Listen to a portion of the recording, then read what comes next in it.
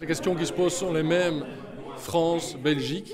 C'est que les réponses que nos gouvernements apportent en luttant contre le terrorisme, les réponses face à ce phénomène-là, elles vont toutes dans le même sens, purement sécuritaire, très peu au niveau de la prévention. Et dans cette réponse sécuritaire, on voit à différents endroits des atteintes aux droits fondamentaux, aux libertés, à la séparation des pouvoirs. Et ce sont des dérives inquiétantes.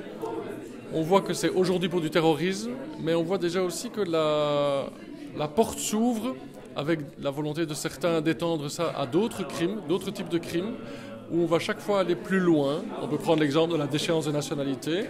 Et donc on doit faire très attention de ne pas, en transformant nos textes de base, par exemple la Constitution, ouvrir des portes, ou après, en changeant simplement des lois, on peut petit à petit étendre, et c'est ça qu'on appelle finalement cette dérive sécuritaire, où on voit aussi que le gouvernement, l'exécutif, prend le dessus sur les autres pouvoirs, législatifs et judiciaires, au détriment des droits humains et des libertés fondamentales des citoyens.